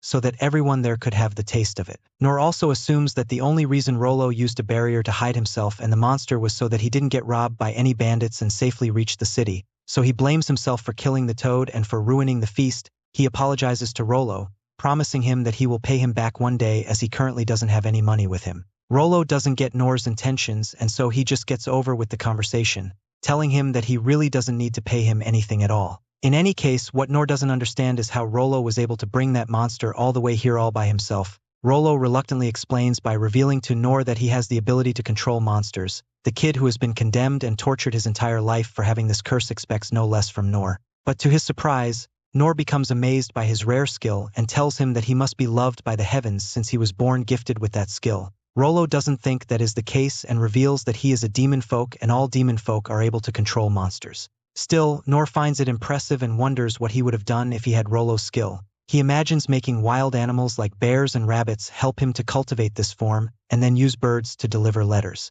If he had this ability, he wouldn't have to worry about sleeping alone in a forest, as he would have a pack of dogs protecting him all night. Rollo has no clue what's wrong with this bozo, so he straightforwardly asks him why he isn't afraid or feeling disgusted after learning Rollo is a demon folk. Noor states that he doesn't just hate anyone for no reason but admits that he is indeed a little bit jealous of Rollo because of his amazing ability. Rollo starts crying as he cannot believe that there exists a person in this world who doesn't hate him or his ability. Seeing Rollo getting emotional, Noor becomes confused. He compares his life with Rollo's. Unlike him, Rollo is blessed with a good ability, and yet the kid doesn't realize how good it is. In any case, Noor offers the kid with some comforting words and tells him that there are many people in this world who would love to have a talented boy like him beside them. Lin and Ines finally make their way to Noor and immediately make sure that he is not hurt or anything. Yeah, if they cared or anything they would have helped Noor. Noor claims to be in perfect condition, which surprises both Lin and Ines as they thought that he would surely die due to the toad's toxic poison gas. Lin assumes that the only reason Noor is completely unscathed is because he has the sacred spirit. According to what Lin heard from her instructor saying, who had the sacred spirit, a person could unlock it by mastering both the body and mind. By doing so, they are able to heal all of their wounds automatically. This is all but a speculation though, and she is probably never going to ask Noor directly, and thus we are never going to know for sure. Anyway, Noor invites Rollo to come travel with them in their carriage. But Ines doesn't allow it, telling Noor that the demon folk are a dangerous race who are being actively haunted down by most of the countries. But upon talking to the kid, Ines realizes that Rollo is just an enslaved kid who is being taken advantage of, learning that Rollo doesn't even know the address back to his home city as he was sent blindfolded part of the way here. Everyone starts to realize that they shouldn't have judged the poor kid based on his race. Lin especially feels ashamed of herself and to repent for her actions. She decides to take the child with them on their journey and tries her best to convince Ines to do so as well. While they are thinking about what they should do to help the kid, a mysterious eye-masked man with a weird-looking weapon makes his entry there. Noor's party is still deliberating and what to do with the demon folk kid named Rollo, when a newcomer arrives in the middle of the field. This new intruder has white hair, eyes bound in cloth, and has no shirt on. Noor, who is still the oblivious hero that he is, asked him if he was the one who ordered the delivery. Noor apologizes for ruining their delivery, but the intruder further just reiterates and he is there for something else. He is there for Rollo and points his claws like sword at him. Noor smiles and asks him if he is there to pick up Rollo up. The intruder creepily licks his lips and admits that he is doing something like that. All of a sudden the intruder is instantly behind their party and he is attacking Rollo. Only Noor was able to react accordingly and parried the attack with his own blade. Ines quickly grabs Lin and retreats, while Noor looks confused and asks the intruder what he's doing. Noor still has no idea that this wannabe Gojo-looking intruder is clearly an assassin. The assassin jumps backward when its attack fails and asks Noor if he cannot just hand over the kid, Noor asks him if he's still talking about Rollo, but the intruder replies that he doesn't care what it's called, all he wants is its corpse. He then darts forward to attack again, forcing Noor to go on the defensive. The assassin then attempts to leap over Noor's head to get to Rollo, but Noor adjusts and quickly parries him back once more, this time destroying the assassin's cross-shaped sword in the process. In the sidelines, Lin can only watch the battle because they're both too fast for her to make sense of it. In addition, Ines warns her to stay behind her, no matter what happens. Meanwhile, the assassin pulls out new daggers from behind his back and dashes forward again. He tries to attack from above but gets continuously blocked by Noor. He receives the attack multiple times, forcing Noor to stay on the defensive with his sword. In response, Noor can only shove the assassin away with the flat of his blade. The assassin acknowledges that he might not be able to kill the kid quickly. Thus, he just has to take care of Noor first. He jumps around and in one sudden motion steps forward. In the blink of an eye, his dagger is already inches away from Noor's face. Noor manages to parry again, but the force of the attack pushes him back. It also created a shockwave that blasts Rollo into the ground. Noor studies himself and he wonders how could such small knives have such heavy attacks. In fact, this man seems to be even stronger than the cow he fought in the past. Meanwhile, the assassin notices that his daggers they're broken once again. Nevertheless, he just pulls out new ones and attacks against. Bro must be a part-time knife salesman or something. The assassin tries to use his superior agilities returned Noor from weird angles. Noor still manages to block his attacks, but he knows that he's in hot water. He is only blocking through his intuition and he is slowly getting pushed back. The assassin continues to increase the intensity of his attack until mirror images appear all around Noor. Lin can only observe from afar, as the winds from the strong attacks buffeted her. Ines even summons barriers all around them to ensure that they won't get caught in the crossfire. Ines actually recognized their attacker. He is simply called Deadman Zadu, a former S-rank adventurer. In the past, Ines found a strange case where the target is already dead, but the case is still open when she brings it up with the 6 sovereigns. They explain to her that the target is actually just declared dead to the public. He is Deadman Zadu, an S-rank adventurer that is now an S-rank target. Gilbert expresses interest in hunting him down, but the 6 sovereigns quickly reject the idea. They point out that Zadu is simply too dangerous and they don't want to throw away unnecessary lives. Oka notices their curious looks, so he finally expounds how Zadu mastered ancient dwarven alchemy and became a dragon slayer at the young age of 13. He then continues to earn more accolades until he's famous throughout the land. Unfortunately, he wasn't as kind as the hero people thought him to be. He started killing people, and since he has a lot of influence with other adventurers, the guild couldn't decide on what to do with him. Zadu continued to accept quests even when it involved killing people, and he even reached the point that he destroyed an entire nation.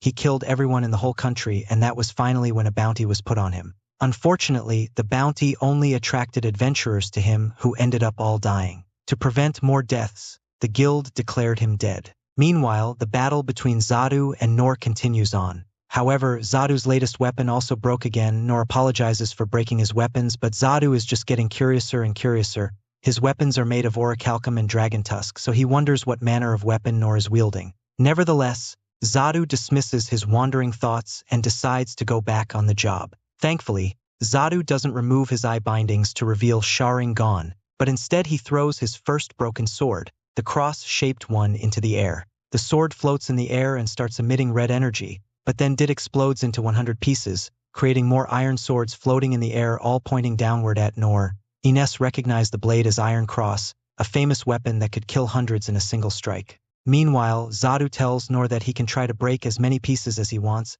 He can just create more. He then sends the rain of steel down at him. Noor fails to parry the 100 of sword coming straight at both him and Rollo. So, he chooses to sacrifice himself for Rollo's sake and uses himself as a human shield to protect the kid. As he continues to tank hits after hits, Rollo feels sorry for Noor and begins to cry. Ines realizes that at this rate, Noor won't be able to survive any more longer. Her human heart tells her to help Noor in this grave situation, but her duty stops her feet from taking another step, reminding her that her only mission is to ensure Lin's safety at all costs. Feeling guilty for the last time when she just stood there while Noor fight the toad alone, Ines decides to help out him this time, but before that she turns to Lin and takes her permission to join Noor in his fight. Noor, in the meantime, continues to parry the barrage flying swords coming at him. Ines, whose blessing is the divine shield, finally uses it for something good and protects Noor from those that he cannot deflect. She demonstrates how her divine shields can be used for both defensive and offensive measures. She also starts throwing her green shields at the dead man Zadu,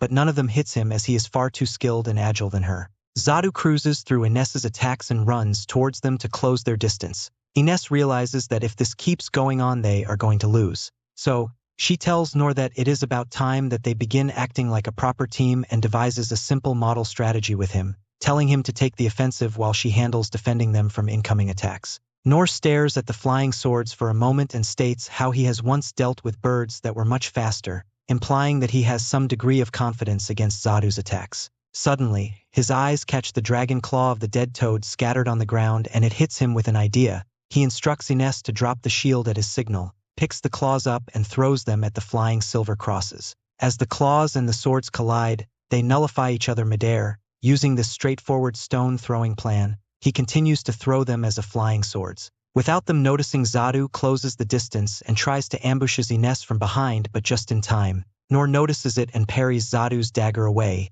saving Ines from becoming blind. The dead man doesn't understand how this nobody is able to block all of his attacks. He asked him how he was able to break the dagger that was made out of one of the rarest metal materials called adamantite. Noor acknowledges how expensive that dagger must have been, so he apologizes for breaking it but blames it on Zadu for attacking Ines out of nowhere. Zadu's ego starts to hurt as he has never taken this many L's on his life. Desperately wanting to land just one attack on Noor, he continues to strike at him from left and right. Unfortunately for him, the result remains the same as before. Zadu suspects that Noor's unusual durability has to do something with his unusual-looking gutter-cleaning sword. Zadu sees that another one this expensive weapon has been broken again, so he decides to accept his loss for today and tells them that he will be leaving to go see the grand festival happen in the royal capital. The three companions, who just came from the royal capital, don't quite understand what Zadu means, but Zadu doesn't explain anything to them at all and only tells Noor that he has never met such a strange nutjob like him.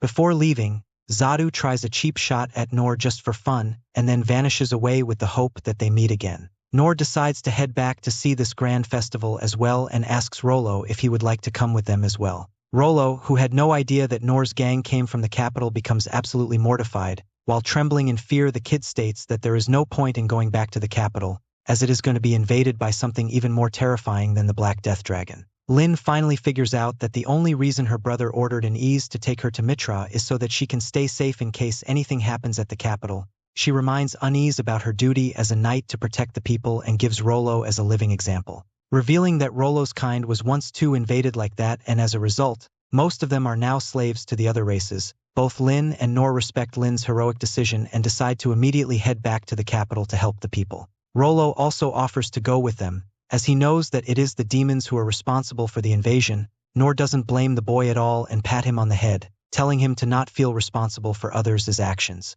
Noor looks away with a painful smile, making Lin wonder if he is feeling sorry for the kid. However, Noor is actually upset because he didn't get to have a taste of the poisonous toad. On their way back to the capital, Lin's heart starts pounding because of the fear and uncertainty of what might happen at the capital. She calms herself, saying that she has the best swordsman by her side. She also constantly reminds herself of the responsibilities of the princess and decides to put her life on the line to help Noor reach the capital, as he is the only person in the world who can save them from this catastrophe. Meanwhile, in the capital, Lin's brother Rain walks around in the wreckage, indicating that the war is over, although we know from Rollo's statement that there will be another attack soon made by the demon folk. Rain gets the report from his subordinate that most of the citizens have been evacuated, putting his heart at ease. He also learns that the 6 sovereigns and the Shadow Company have repelled the enemy's ambush already. Still, Rain suspects that something more is about to come and begins to wonder from which direction the enemy might attack them from, as he realizes that there is a high possibility that the enemy might come from the skies and uses his uncover spell above him. A gigantic black dragon named the Dragon of Calamity reveals itself. A look into the past, we see Noor being taught by his father about how dangerous dragons are. A certain adventure would slay this beast, and the materials that came from them were turned into very high-quality weapons and medicines. This in turn brought wealth to the land, and it made the adventurer a hero that the people would call the Dragon Slayer. Noor wanted to be a dragon player, but his father explained how difficult it is to slay a dragon.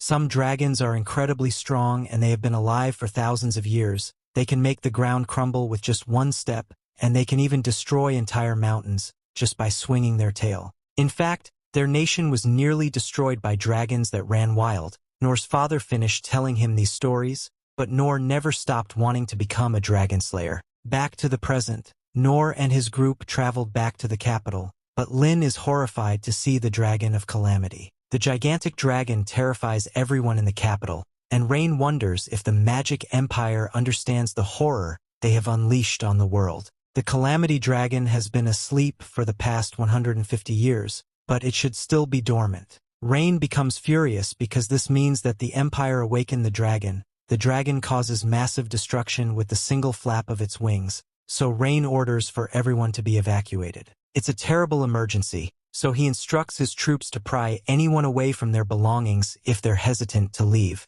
One of the heroes watches nearby and she senses the magic is being used to obstruct all the evacuation routes. This is terrible because it makes it impossible for the 6 heroes to unite. We then see that the heroes have their hands full throughout the area. Gilbert tells the king to evacuate, but the king just instructs him to get the citizens as far away from the capital as possible. As for himself, the king has a job he still needs to do. Nearby, Ines determines that there's no hope left for the capital because the dragon will surely decimate it. Lin fears that her father will use himself as a shield, so the citizens can escape, but she knows that even he is no match for the legendary beast. Lin is terrified of what will happen, so she hopes that her father will just leave the capital instead of fighting. Just then, everyone is shocked to see how casual Noor still is. He says that he has never seen a dragon before, but Lin points out that the monster he defeated earlier was also a dragon. Lin explains that her father and brother are still in the capital, but it's too late to help them.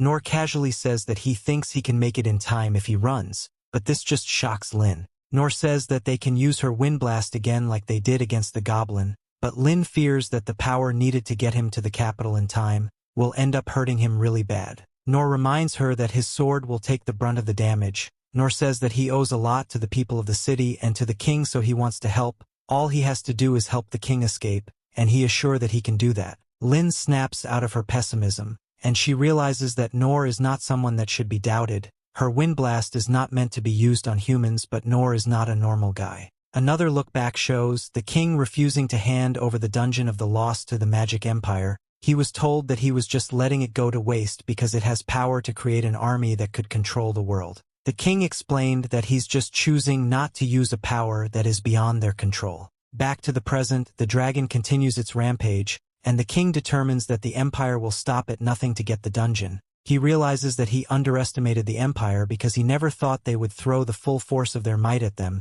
The king now takes full responsibility for the breakdown in negotiations. The capital is facing destruction, but all that king can think about is Lin's safety. This makes the king realize that the empire was right. He is not fit to be king, and he has always been more suited to being on the battlefield. The king apologizes to his people for failing them, and he vows to at least take one of the dragon's eyes with him. Back with our hero, Ines creates a cylinder with her shield to amplify Lin's wind blast, and Noor stands in front of it. To amplify it more, Lin uses magic reflect on her shield several times. This is clearly becoming more intense, and Noor can tell that this is kind of different from the last time. Lin confirms this, as she explains that the impact from this wind blast is going to be far stronger than it was before. Lin puts everything she has into it, and she apologizes to Noor in advance. She remembers not to doubt him though, and unleashes the attack. Rollo is stunned by the amount of power being admitted, and the next thing he sees is that Noor has completely disappeared in the blink of an eye.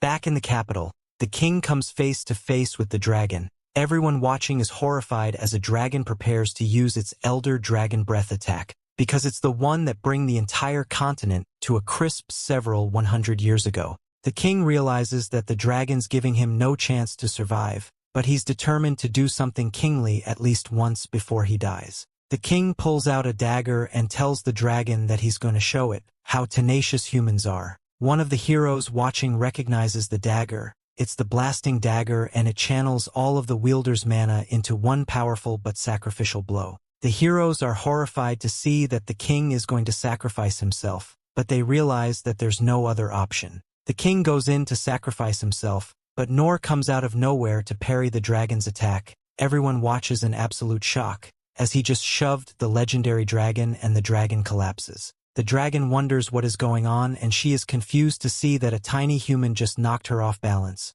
She declares that the strong control of the weak with violence, and that's just the law of the world. Her giant tail does massive damage to the capital as it moves in to strike Noor, but he just parries that as well. The dragon comes crashing down again, and Noor just thinks about how he thought he wouldn't survive. We then just get a look back to just moments before. When Noor is launched towards the capital, he used physical enhancement to regain his balance, and he sent himself over the castle wall. Noor was surprised to see how fast he got there, but he realized that there was no way for him to stop himself. Noor didn't hesitate though, and just use his parry's ability. Noor never wants to do that again, and he thinks about how parrying the dragon it was way easier than he expected. The dragon gets back up, but Noor doesn't think it's that scary anymore. The girls finally arrive at the capital and they plan to help the king escape while Noor fights the dragon. Unfortunately, they end up getting attacked, but Ines manages to protect them in time. Several goblin emperors appear,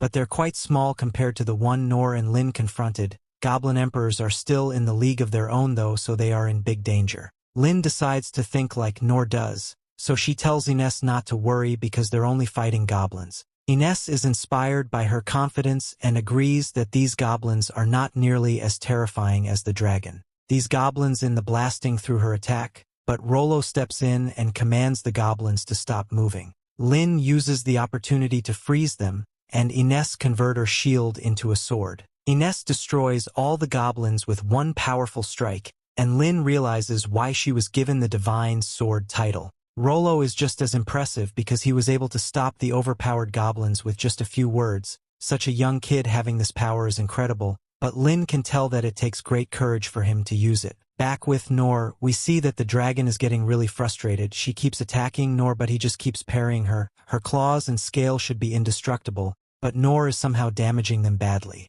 Noor is shocked by how his sword never gets a single scratch. No matter what he swings it at, he wonders what the secret behind it is, but it doesn't really matter because it's his key to victory. The dragon can't understand what's going on, but she realizes that she can stop worrying because there's no chance that her next attack will fail. She takes to the sky and everyone watches as she gathers a ton of energy into her mouth. She releases the powerful beam right at Noor, but he once again parries it. This sends the attack straight into the air, and everyone watches in amazement as its explosion covers the sky in light. The dragon lets out a roar, but Rollo can sense that there is more to its anger. The dragon is frustrated because Noor isn't treating it as a serious threat, even though that's what it's trying to be. Dragons are very prideful, and this is especially true for the dragon elder, who considers itself to be stronger than anything. The dragon becomes furious because this fight has made it clear that she is the weak one compared to Noor. Noor parry is another one of the dragon's attacks,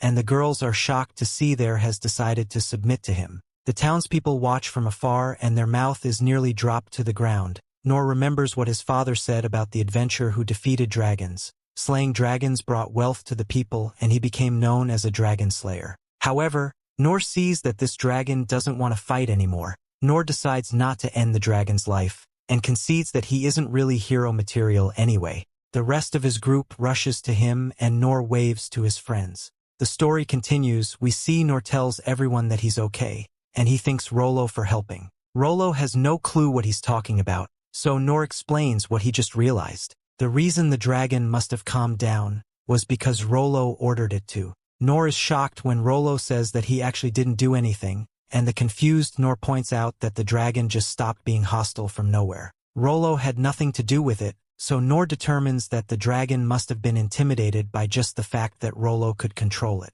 Everyone is then stunned when Noor tells Rollo to send their dragon back to where it came from. The others point out that the dragon is still very dangerous, so what would be best to eliminate it while they have the chance? Noor understands the risks, but he doesn't want to hurt the beast. Noor knows that he's asking for something selfish, but Lin understands and agrees to allow it. Rollo isn't sure if he can order around such a powerful dragon, and he thinks he will only be able to ask it politely. Noor can tell that Rollo doesn't like showing his power, so he assures Rollo that Lin and Ines won't be scared of him. These words give Rollo some courage, so he gives it a shot. Rollo is able to understand the dragon, so he informs Noor that it has decided to do anything its master orders. The girls can't believe what they just heard, but the clueless Noor thinks that the dragon is calling Rollo its master. Noor tells Rollo to have it quietly return to its home, and to make sure it never even tries to hurt humans ever again. Rollo passes the message along, and the dragon shockingly agrees to do everything Noor said.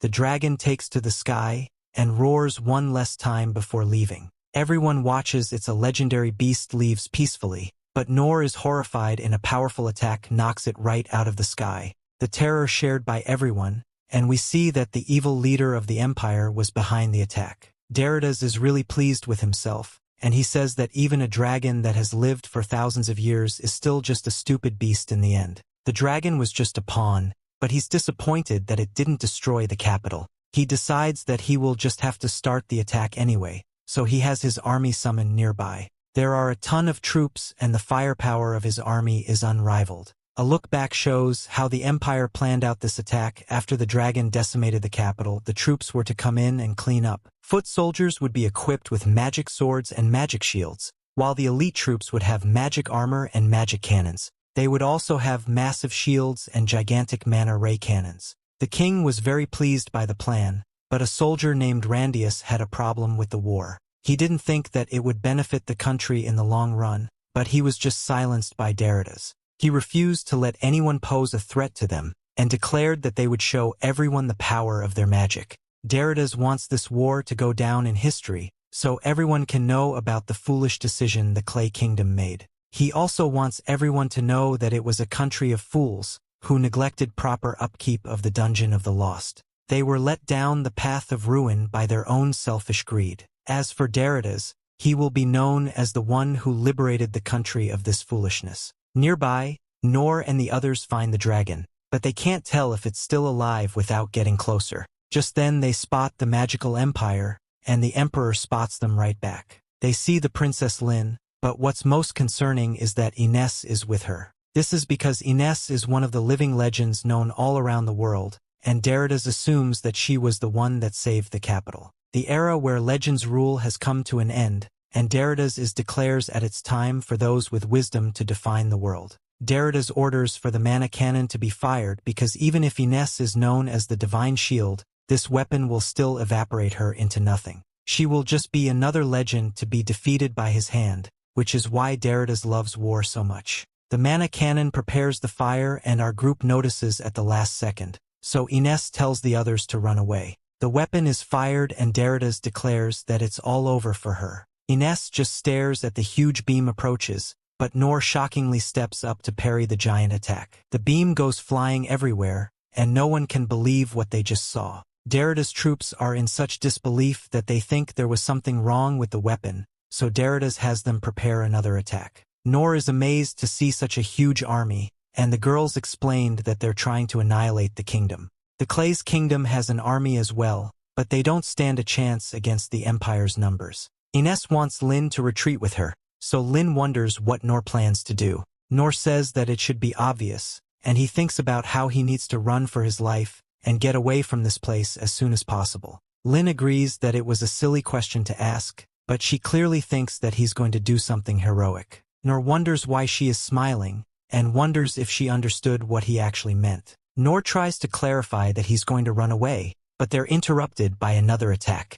Ines blocks it this time, so the annoyed Daridas decides to take shelter at the rear of his army. They are being pinned down by all the attacks, so Noor determines that there's only one way to escape. Noor tells the others that he's going to distract the army, so they should use that time to get away. Noor thinks that he's bad at fighting, but he is confident in his ability to run away. A look back shows that Noor sharpened his running away ability, but running from swarms of bees, his plan is to run around like crazy, and Lin decide to give him some help. Noor shocked to see that this means she's going to use her wind blast on him again, but she promises to control it better this time. Noor tries to clarify that he isn't just going to throw his life away, but there's no time to talk. Another attack is coming, so Noor enhances himself and then sends them flying. Noor is glad to see that he's able to deflect the Empire's attacks, and he flies across the battlefield. There is no turning back now, so Noor charges right at the entire army. He uses the parry ability he spent all those years practicing,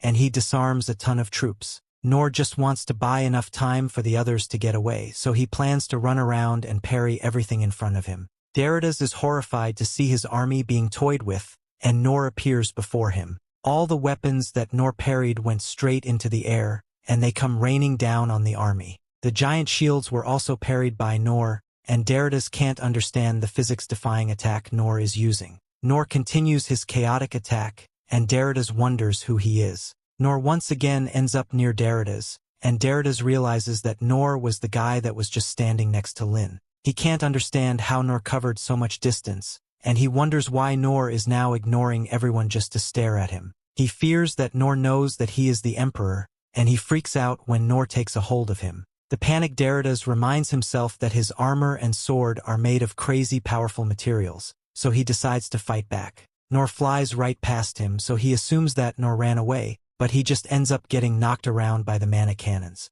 Noor keeps flying around like a maniac, and reality sets in for Deridas. His giant army is being destroyed, and so are his shields that were supposed to be able to defend against Dragon's Breath. They're all worthless now, so Deridas demands to know who Noor is. Just then Deridas recognizes Clay's black blade that used to be behind his throne. Deridas is horrified because it's the one dungeon relic that he wants above all others. What's most shocking is that this sword is made from an unknown metal, and it's supposed to be too heavy for any normal human to carry. Even the freakishly strong King Clay needed to use 2 hands to wield it. There's no way this random guy could surpass Clay, but Noor easily tosses the sword over his shoulder. Deridas is really terrified of Noor because he destroyed the entire army all alone, and now he's just keeping him alive to torture him. Deridas is so scared that he wets himself, and he takes off running. He hops on his horse and gets away from Noor as fast as possible.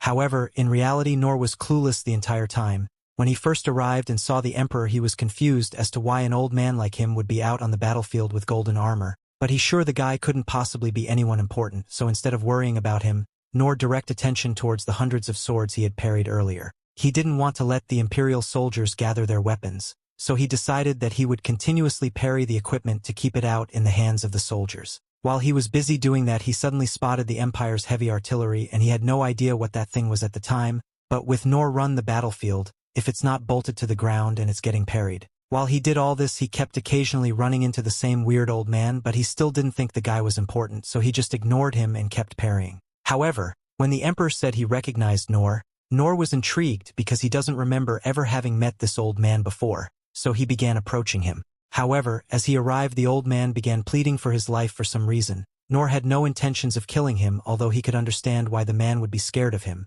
So Noor tried to calm the man down by smiling, but his smile only made things worse as the man pissed himself and ran away on his course. Noor feels bad for scaring the old man, so he's about to chase after him so he can apologize, but before he can move, his body gives out a false to his knees and is slowly encircled by the surviving Imperial soldiers. It looks like he's finally reached his limit, and he can't do anything to relieve exhaustion that is this bad, so Noor ends up throwing up blood. His final thoughts before he passes out are for Lin, Ines and Rollo to escape without him, but before he gets jumped, he hears someone yell out "Shooting Star," and in the next moment, hundreds of arrows rain down on the battlefield. Noor remembers this technique because it's one he saw the Bow Sovereign use when he was trying to learn from her. The Spear Sovereign, Gilbert, is also here along with the Sword Sovereign, and whilst the Sword Sovereign doesn't recognize Noor, he thanks him for doing all of this and stopping the army till now.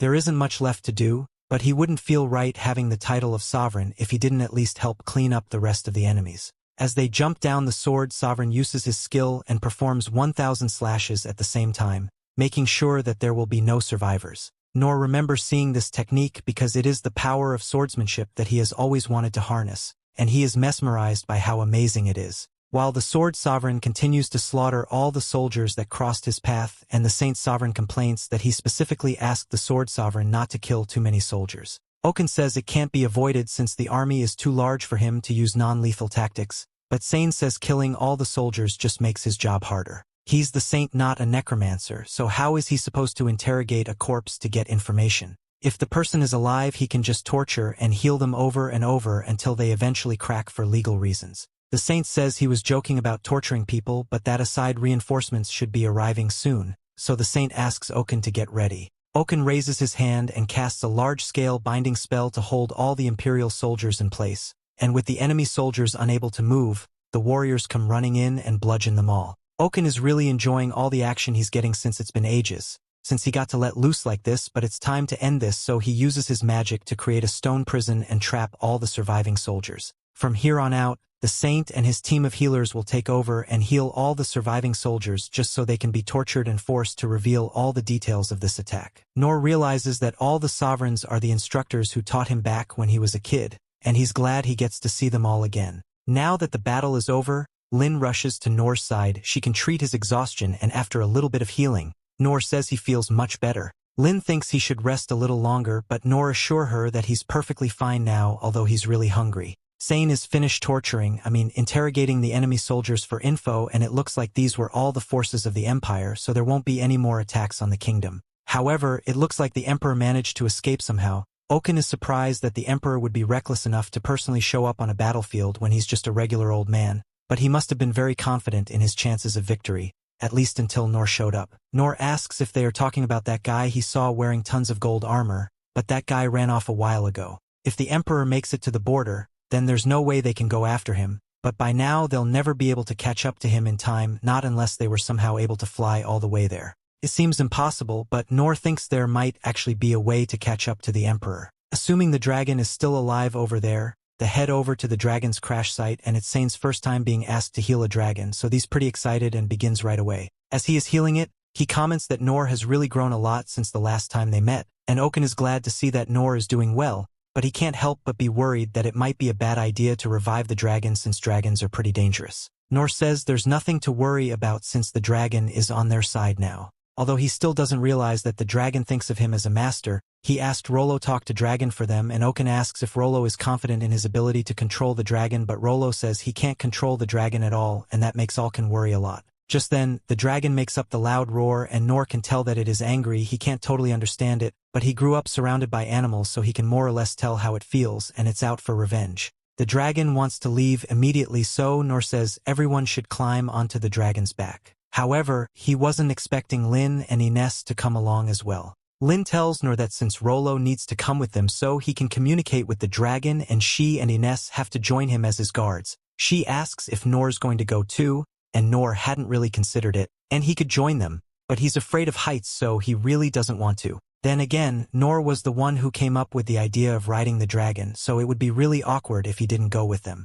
Sane says he will go as well since he still needs to make sure the dragon heals properly, and Karu Thief Sovereign says he will offer his assistance as well. If they are going to be flying on the back of the dragon that big, then they'll need him to use his concealment skill to stay hidden until they reach their target. Oken wants to come along as well, but Sane reminds him that he's in charge of maintaining the rock prison, so he can't ride on the dragon with them. Someone else says they want to go as well, so everyone turns around to see who it is, and they are surprised to see the Rain and the king here. Rain says he wishes to join them since they will meet a royal negotiator when they confront the Emperor, but Lin is just glad to see that he and the king are all right. Ines kneels before Rain apologized for going against his orders and returning to the capital with Lin, but Rain tells her that she has nothing to be sorry for since she made the right call. Once everyone has climbed onto the dragon, the king puts Rain in charge of making any tough decisions that come up, and he apologizes to Noor for constantly relying on him, but he asks that Noor protect everyone while they are out there. Noor promises to make sure everyone returns safe and sound, so the king can relax and let them handle it. As Noor and the others fly away on the dragon, the Sword and Shield Sovereigns look on in astonishment at how much Noor has grown since they last saw him. The Sword Sovereign wanted to say something to him, but he held himself back because he realizes Noor never needed a teacher like him in his life. He was able to reach such heights of power by simply training on his own, and it made the Sword Sovereign realize something very important. When he saw all those enemy weapons being tossed in the air like that, he realized that he had become completed with his own insignificant strength, so he intends to retrain himself from scratch until he can overcome his shortcomings. Meanwhile, Noor and the others are high above the clouds looking for any signs of the Emperor. However, despite their best efforts, they haven't had any luck locating him yet, and it is entirely possible that he might have already made it back to the Empire by now. They begin approaching the bridge, which indicates the start of the Empire's territory, and the others aren't sure whether they should keep pursuing him or if they should turn back for now. Since Rain is the one in charge of decision-making, they all ask him what he thinks they should do.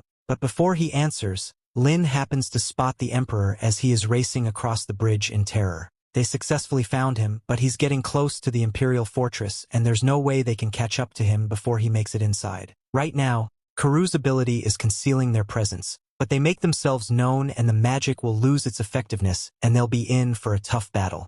Rain acknowledges that there are risks involved, but he refuses to let the Emperor escape after all the chaos and destruction he has caused for the kingdom.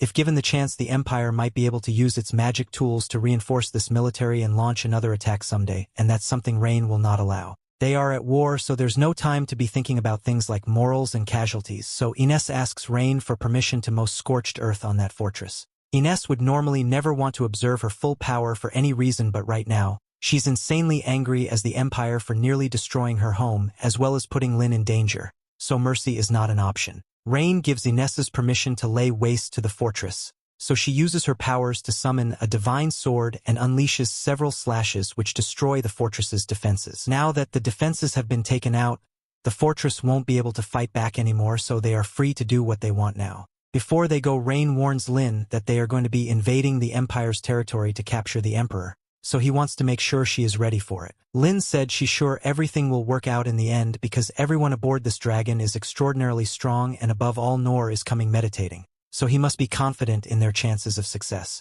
However, in reality, Noor just passed out because he's so really scared of heights.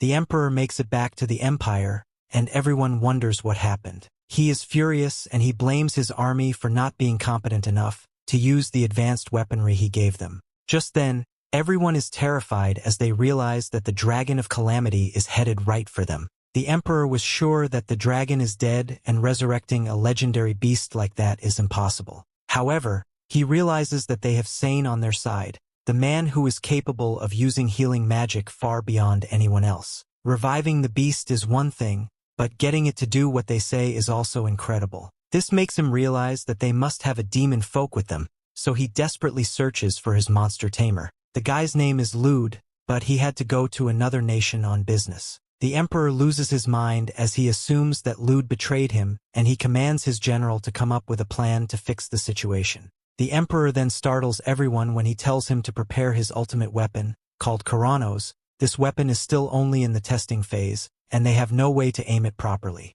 Its power output also remains too high, so the Emperor's aides beg him to change his mind. It's too dangerous to use in the city, but the Emperor points out the calamity is approaching them as they speak. They aide continue to plead with him, so the Emperor made it clear that his decision is not up for debate. The weapon is prepared and it takes all the energy from the city to power up. This is the greatest technological wonder in the Empire, and there are issues the order for the weapon be fire. The Emperor watches as the greatest attack in human history begins, but Noor just parries it. Everyone is confused to see the ray just be deflected away, but they have an even bigger problem. The Emperor ordered them to use trace mana to end the weapon, but that means that the Empire's mana furnaces have become the target of the shot they fired. The Emperor's aides start abandoning him one by one, and he is hopeless as he can only watch his empire be destroyed. A look back to just before the attack shows that Noor woke up just as they arrived at the Empire. This was just in time for him to see the shot being fired, and Ines is prepared to try and block it. There was no need, however, as Noor leaped forward, impaired the gigantic beam away. Everyone was less stunned and Noor when crashing into the Emperor's castle. Meanwhile, the Emperor's general has come up with a solution to this situation. Unfortunately for the Emperor, the general's plan is to eliminate him. The Emperor begs for life, but everyone hates him and they refuse to obey him any longer. The Emperor is about to be eliminated, but Noor comes crashing in. The general assumes that Noor is trying to protect the Emperor, but Noor actually has no idea what's going on. Noor still doesn't know who the shining armor-wearing guy is, so he gets him to safety by smashing him into the ground. Everyone thinks Noor is an elite guard, and they ignore him when he says that there's just some misunderstanding. Noor parries their attack, but there is one of guards using a bomb. Noor protects the feeble old man again and sends him safely into a wall. Noor realizes that the old guy is their Emperor, but he can't understand what they're hanging up on him. Noor protects the Emperor one more time, but it's clearly causing the Emperor more pain, and the guards wonder if Noor is actually trying to eliminate the Emperor himself. Noor makes a good case by pointing out how old the Emperor will probably kick the bucket pretty soon on his own, so they should just let nature take its course. The general explains that they don't have time because the enemy is attacking them and they have the Dragon of Calamity on their side. He wants to make it clear that they have no intention of fighting, and the best way to do that is by giving them the Emperor's head. Just then the others arrive. They say that that won't be necessary because they would rather the Emperor be alive as he atoned for his crimes. Rain asked for permission to take care of the rest and Noor allows it. Lin takes Noor to heal his wounds and the Emperor begs Rain to spare his life. Rain says that he will forgive the Emperor, but he then starts listing off all the victims from the war the Emperor started. Several people lost their lives in horrific ways, and it was all because of the devastation that the Emperor is unleashed in this city. There are 127 confirmed casualties, but there are likely even more. Rain once again agrees to forgive the Emperor, but only if he's willing to experience the same amount of suffering as everyone he just mentioned. Afterwards they will talk about ending the war and finding peace. No one objects except for the Emperor, who wants to know what Rain meant by suffering. Things only get worse for him as Sane explains what they have planned. Sane promises that he will keep the Emperor alive. No matter how many limbs they break and no matter how many times his innards are crushed, Sane will heal them enough to participate in negotiations. The others described the torment even more, so the Emperor wet himself again. They assured the Emperor that they won't be enjoying it and they just want him to experience the same pain that he caused their nation. Rain says that it's a small price to pay for forgiveness, and he declares that their nation is very merciful. Nearby, Noor is healed, and he takes a look at all the damage that was caused by the beam he deflected. Noor feels terrible about it, but Lin explains that only mana furnaces were destroyed. They have so much mana in them that people can't even be around them. Rain arrives to explain that the war is finally over, and both nations will focus on rebuilding. Noor points out that the war just started, so he wishes they could have talked things out from beginning. The Emperor will be stepping down, so his grandchild will be taking his place. The problem is that he's only 10 years old, so guardians will need to be appointed. These guardians are called the Circuit of 10, and they're the group that Noor fought earlier. The group arrives to apologize to Noor for the misunderstanding, but Noor just scolds them for ganging up on an elderly man. The general reveals that he is ashamed of his actions, and he thanks Noor for preventing a civil war in the Empire. Noor thanks them back because he thought he was a goner after falling off the dragon's back, but they had a perfectly good floor for him to fall on. The general is amused by Noor and they decide to leave things as they are. However, he does promise to help Noor with anything if he ever needs it. Noor still feels bad about the damage he did to the city, but the general explains that there have been no reports of injury. The general points out that his nation was the one that broke the treaty and these are just the consequences. Noor offers to help in any way he can, but the general thinks he's too kind-hearted. The dragon is getting bored, so our group prepares to leave. The general finally reveals his name to be Randius and our group heads home. Noor still has a serious fear of heights, so he tells Rollo to ask the dragon if it can fly closer to the ground this time. Lin thinks Noor is suffering from the guilt of damaging a nation, but it's really just his fear of heights. Our group makes it back home safely, and Rain explains to the King Clay that Noor contributed greatly on the battlefield. He thinks Noor should be rewarded, but Noor refuses because he doesn't need anything. The king insists, and Noor realizes that there is something that he would like to ask for. He wants the king to help Rollo. Rollo is demon folk and he doesn't have anywhere to live. Noor wants the king to allow Rollo to live in the capital so he can live in normal life. Noor consider allowing Rollo to live with him, but he realized that it would be better for Rollo if he was looked after by a rich family. The king offered to give Noor house and land before, so Noor says that it will be good enough. Noor says that Rollo saved him countless times, so he owes him his life. Also, the only reason the dragon did what Noor said was because of Rollo. Rollo tries to clear things up about that, but Noor interrupts him to tell him to stop being so humble. The king thinks about how this is a big thing to ask for because the country considers demon folk to be enemies. Accepting one into his kingdom will cause big problems. That's all Noor wants though, and he says that any of the rewards they want to give him should be given to the people suffering from the war. The king completely agrees, and Noor wonders why the king likes laugh so much. Rollo thinks about all the things he wished for before meeting Noor. He wanted to be useful to someone and he wanted to eat a delicious meal at least once. Rollo wakes up from this dream and Ines explains that he will be living with her for the time being. Rollo is shocked to hear that the food on the table is for him, and Ines insists that he start digging in. Rollo was amazed by how soft and delicious the bread is, so he begins to cry. Rollo starts scarfing the food down like a wild animal, so Ines changes what she said before and tells him to slow down a bit. She promises that no one will take it from him, so Rollo smiles for probably the first time ever. And with that, we have come to the end of this part. Stay tuned for next part. Don't forget to subscribe to the channel and activate the notification bell to receive all the latest updates.